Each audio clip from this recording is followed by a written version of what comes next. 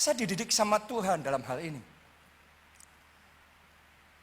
Sekian tahun yang lalu, waktu saya masih umur sekitar 20-an tahun, saya itu pernah punya keinginan kuat sekali untuk punya mobil baru. Terus saya ngomong sama mama saya, dan mama saya ngomong oke. Dia ajak saya untuk lihat di beberapa dealer mobil, ngelihat mobil yang baru. Sampai akhirnya saya datang ke showroom Honda, dan ketika saya ngelihat, wow, saya langsung jatuh cinta dengan apa yang saya lihat di depan saya waktu itu. Mobil Honda Accord. Sudah tahu sampai sekarang pun kan mentereng sekali. Saya senang sekali, apalagi waktu itu di showroom kan memang diatur supaya kelihatan keren kan. Ya, jadi saya senang sekali, ini luar biasa. Dan mama saya di samping saya ngomong begini, kamu suka? Kamu mau? Kalau kamu mau, kita beli itu. Saya mau tanya sama saudara, kalau saudara sudah sangat kepingin mobil itu, terus kemudian orang tua saudara ngomong kalau kamu mau kita beli, ada jawabannya apa? Langsung yes, ini mujizat dari Tuhan. Tapi entah gimana dalam hati saya pada waktu itu ada kayak dorongan dalam hati. Saya ngomong sama mama saya, Ma, saya mau berdoa dulu. Mujizat di depan mata loh. Tapi saya ngomong saya mau berdoa dulu. Ya sudah, akhirnya kita pulang. Saya ambil berapa waktu untuk berdoa. Dan ketika saya berdoa kayak di hati saya tuh ngerasain gak ada lampu hijau dari Tuhan. Tapi juga gak dikasih lampu merah sama Tuhan. Jadi kayak saya impresi dalam roh yang saya bisa rasakan Tuhan tuh kayak gini aja. Ya kalau kamu mau ambil itu terserah. Tapi itu bukan yang Tuhan inginkan buat saya waktu itu. Jadi kayak Tuhan ya sudah. Gak dilarang sih, bukan dosa sih. Kan gak mencuri. Kan dikasih sama orang tua. Tapi rasanya Tuhan ngomong belum waktunya. Saya ngerasain kayak di hati saya, Tuhan mau saya, bukan itu yang Tuhan mau intinya. Waktu saya doa sampai di satu titik saya ngerti. Ternyata memang bukan ini yang Tuhan mau. Akhirnya saya datang sama mama saya dan saya ngomong, Ma, aku gak jadi beli mobil. Mama saya kaget dan tanya, loh kenapa? Saya waktu itu jawabnya sih gak ada apa-apa. Tapi saya ketika selesai jawab itu sama mama saya ngerasain di hati itu lega. Di hati itu penuh dengan ucapan syukur. Dan saya bisa ngerasain dalam roh saya Tuhan itu disukakan. Ternyata saya lebih memilih apa yang Tuhan mau daripada apa yang saya mau. Saya lebih memilih perkenanan Tuhan daripada sekedar dapat mobil. Dan ternyata yang kayak gitu menyenangkan hati Tuhan. Secara manusia saya rugi. Menurut dunia saya rugi karena harusnya saya bisa dapat mobil. Apalagi anak muda umur 20-an tahun kan wah pakai Honda Accord keren sekali. Tapi secara roh, Tuhan disukakan. Pilih mana saudara? Pilih Honda Accord? Atau mungkin lebih keren lagi, pilih BMW, Mercedes-Benz, Ferrari, atau pilih perkenanan Tuhan? Saya tanya sekarang, siapa pilih Honda Accord atau Mercedes-Benz? Siapa pilih mobilnya? Angkat tangan. Nggak ada. Nggak ada yang ngaku. Di gereja. Siapa mau perkenanan Tuhan boleh angkat tangan. Jemaat keluarga lah jempolan semuanya. Ayo kita kasih tepuk tangannya yang paling meriah buat Tuhan kita. Dan saya ngerasain Tuhan disukakan. Tapi saya ngomong begini sama saudara. Di situ saya dapat hatinya Tuhan. Dan saya bisa ngomong dari sejak saat itu sampai hari ini. Tuhan Allahku itu setia. Kalau kita tahu bagaimana menyenangkan hati Tuhan. Matius 6 ayat 33. Carilah terlebih dahulu kerajaan Allah dan kebenarannya. Menangkan hati Tuhan dulu, senangkan hati Tuhan dulu, nanti semuanya ditambahkan kepadamu. Saya mau ngomong sama Tuhan, semuanya yang ditambahkan itu bukan goalnya kita, bukan mobil goalnya kita, bukan rumah mewah goalnya kita, bukan uang harta goalnya kita, tapi menyenangkan hati Tuhan goalnya kita. Karena kalau saudara menyenangkan hati Tuhan, besar upahmu di surga. Amin. Engkau menyimpan harta dalam kerajaan surga. Tapi Tuhan juga tidak lupa. Kalau Anda menyenangkan hati Tuhan, firman-Nya berjanji semuanya ditambahkan. Jadinya dapatnya bonus. Saya bersaksi sama saudara sejak dari saat itu sampai sekarang. Selama 20 tahunan ini. Dari sejak waktu itu sampai sekarang. Ya, tidak henti-hentinya Tuhan itu memberkati saya. Dengan mobil, demi mobil, demi mobil, lebih dari yang saya pikirkan dan bayangkan. Tuhan berkati luar biasa. Bahkan saya bersaksi ya, saudara, minggu lalu, baru kejadian persis 7 hari yang lalu, minggu lalu, hari Minggu juga.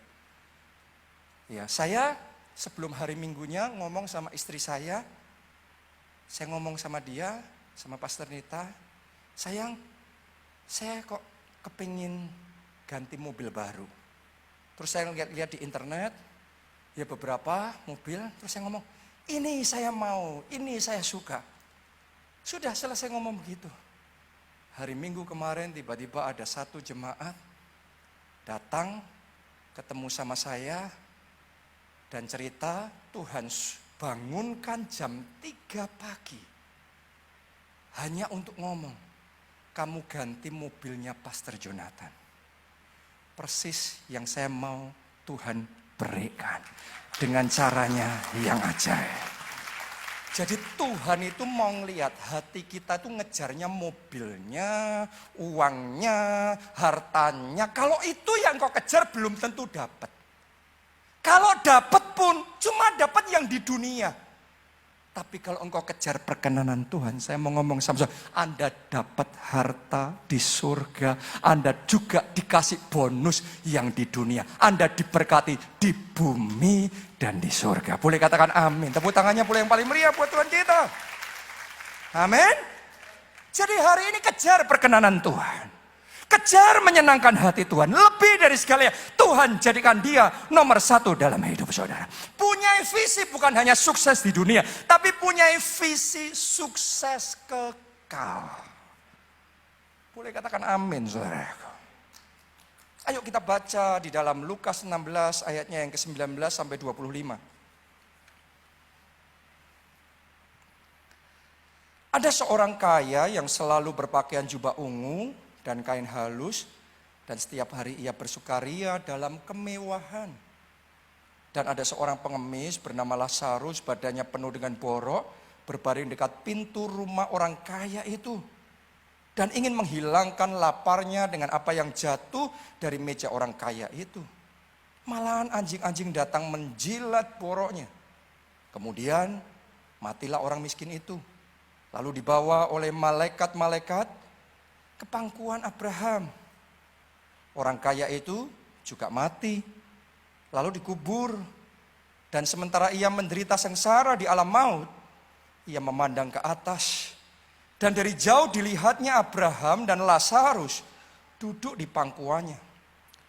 Lalu ia berseru katanya, Bapak Abraham, kasihanilah aku, suruhlah Lazarus supaya ia mencelupkan ujung jarinya ke dalam air dan menyejukkan lidahku, sebab aku sangat kesakitan dalam nyala api ini. Tetapi Abraham berkata, anak, ingatlah bahwa engkau telah menerima segala yang baik sewaktu hidupmu, sedangkan Lazarus segala yang buruk. Sekarang ia mendapat hiburan dan engkau sangat menderita. Sampai di situ pembacaan kita. Ada 3 karakter, 3 personal di dalam kisah ini. Siapa? Orang kaya, Lazarus, dan Bapak Abraham. Kita mulai yang pertama dulu. Orang kaya. Dia adalah gambaran orang yang sukses di bumi, tapi gagal di surga. Benar apa tidak? Kenapa kok saya ngomong begitu? Karena kalau Anda lihat di dalam kisahnya orang kaya ini, selama di bumi, wow, hidupnya glamor. Pestanya luar biasa. Saya bayangin ya, mungkin kalau dia hidup di zaman kita sekarang ini, ya, akun sosmednya akan penuh dengan foto-foto traveling di seluruh dunia yang keren. Makan di resto-resto yang paling bergengsi. Mungkin sudah kan lihat followersnya jutaan orang yang memuja kesuksesannya, memuja wah gaya hidupnya yang luar biasa. Namanya mungkin muncul di Forbes 50.